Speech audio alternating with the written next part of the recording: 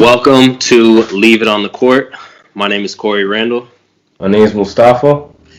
And so for this segment, we are going to be discussing Victor Oladipo. We all know Victor Oladipo is one of the best shooting guards in the league, definitely an all-star caliber player. He just turned down a 4-year deal from the Pacers for $80 million. That's for normal people, that's quite a bit of money to turn down. But with how the basketball world is, sports world, with a lot of inflation and money being made and the salaries, he turned it down thinking he's worth more. So, in your opinion, what do you think that means for Victor Oladipo's future for turning down that offer from the Pacers? I mean, it could be good for his future. I mean, he does have a year left outside of this season.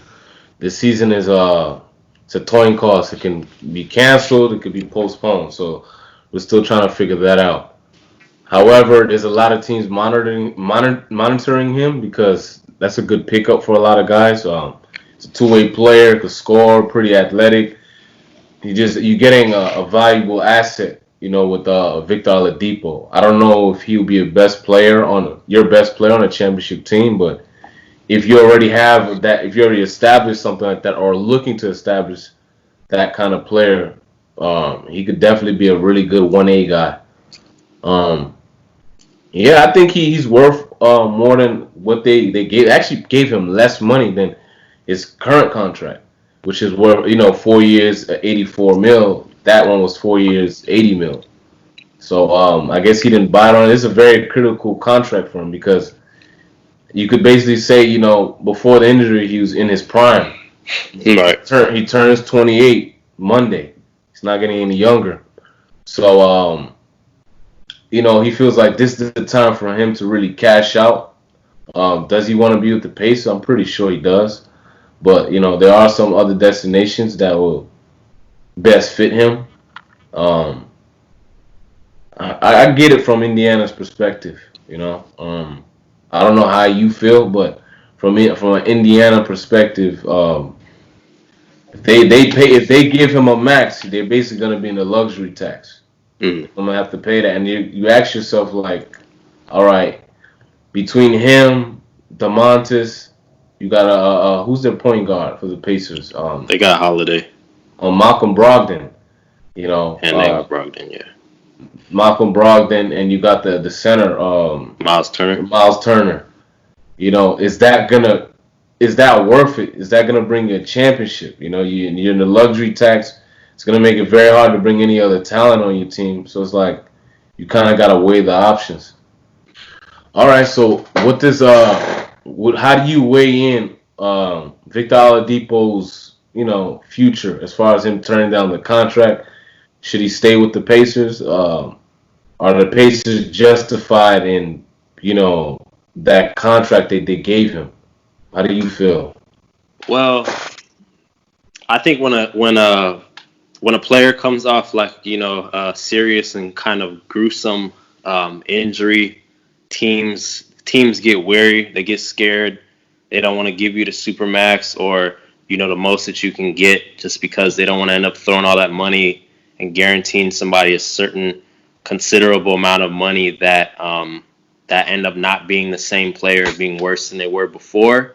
I don't think his injury, it was too bad to the point where I feel like he's not going to come back as the same. I think he can be like in a Paul George situation. I think just this season, since he came back mid-season, he's kind of getting the flow of things. But I think once this offseason comes, he has a summer and all that stuff, I think he'll be able to gain more traction on his style of play, maybe even be better.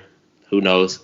Mm-hmm. I have a few teams, though, that I feel like he could fit in with that actually need like another playmaker. I think if he went to Brooklyn, I think he could be a nice third piece, giving them a big three, because I think they should have another guard with them to be with Kyrie, be with KD.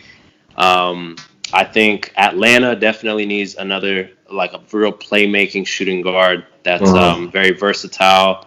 The thing that's crazy about Utah, they went out and got Mike Conley, but I feel like they were playing better with him when he wasn't playing, or like if he was coming off the bench and Donovan Mitchell's at the one. So I don't know if they want to explore putting Donnie at the one and have Victor Oladipo at the two. That might give them more of a Punch. scoring punch. And then last but not least, I think Dallas is a good fit too. Dallas needs another playmaker. You can't just have Luka Doncic and Porzingis and think you're gonna win. You need another playmaker. But it also depends on Oladipo. What kind of guy are you? What kind of player do you want to be? Like, what's your reputation? Are you trying to be that focal point, that number one guy? Then you want to stay in Indiana. But if you want to go to these other teams, you have to be able to accept your role that you're not going to be the number one guy. But you are going to be, you are going to have a significant role, but you ain't going to be the number one guy. I'm not sure what teams or how you think he fits, but. Yeah, I mean, you hit it dead on the nail. Prior to his success with Indiana, the one thing he did say he wanted to be the number one guy. He was tired of playing second fiddle. I guess he was just tired of not being valued enough. If you want to really put it into like something that he was saying but didn't say, he just wanted to be valued, and like, and I understand it, but to me it's like, all right, in a championship situation, can he be that guy? I don't see it. There's very few players that are left that we can rely and say that they can do that. Um, so if he did move on to another team, it would be that situation. But with Indiana, I don't know if he's looking for a championship. I'm pretty sure. Right. But with that core, it's not enough. Mm-mm. It's not enough. And then him going to a Brooklyn situation, I don't know the whole Kyrie dynamic. If because we all found out that talent is not enough on a team with Kyrie. Things gotta come into play. But they do got a Kevin Durant, so that can kind of work out. But that's something to be seen. And Right. what's the tricky part is Indiana.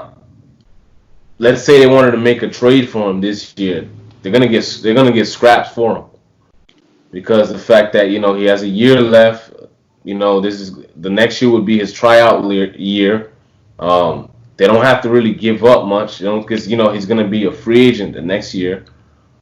So it's Right. just for another team, it's like they're in a good situation. Right. Yeah, I mean, Pacers, they're like a solid team. I just don't know if I'm really looking at them being like a real threat. They kind of remind me of like that Joe Johnson led like Hawks team. It's like they'll be a Hmm. good team, be in the middle of the pack. They're always gonna make the playoffs, but they're that team that's like they Never don't will do, progress. huh? Yeah, they They'll never never progress. progress. They're not like bad enough to gain enough assets to use it, but then it's like they're not good enough to get over the hump. So they're just in the middle. And that's like a bad spot to be in because then you end up just probably going into rebuild mode. So, um, yeah, I mean, it'll be interesting to see what happens if Indiana tries to come back and give him some crazy huge offer and he takes it, or if he just takes his talents elsewhere. I have no idea. I see him going to free agency, man. I see it. Yeah, I'm pretty sure teams like Toronto, Milwaukee, the Knicks for sure. yeah, the Knicks. I was gonna say Woo! Knicks too, man. They could use him. I know this is like Candyland for them right now. Yeah, In a situation like this where they can get him in. You could get him to the Knicks. During this time period. Yeah, obviously we spoke about the New Jersey Nets, but I don't know. It depends on the coaching and everything. Atlanta. As for me, it's like I don't know. Like Atlanta still strikes me as a team that it'll always kind of be a stack of a talent team, kind of like how Phoenix Suns were. Like they had good talent, they were getting good draft picks, but it doesn't always equate to winning basketball. hmm I don't know how you feel about that, but I don't know. I don't know if it's Lloyd Pierce or what the case may be, whether it's the GM. I don't know. I just don't see them going too far. They need more of a yeah. structure. I mean, yeah, it's kind of tough to gauge. They have a really young team. I think getting the acquisition of Clint Capella, I think was pretty big. To get another guy in the front court to actually help John Collins out, so he's not in an island by himself. But I don't think they got like what's his name, Kevin Huerter and people like that. Like they're good, Cam Reddish, but like they may be better just being a second unit. And maybe if they had a guy like Oladipo who actually has star talent, maybe that could help out somebody like Trae Young who doesn't have to be scoring 45 and stuff like that and just be losing. Yeah. But I think that would help in a step in the right direction to have a more talented backcourt. But Yeah, they would obviously have to surround him with more, IQ players. Like you said, these guys are young, so yeah, I think that's one of the most underrated things in NBA, like IQ. Just being in the right places, the right time, making the right plays makes a yeah. difference in the team.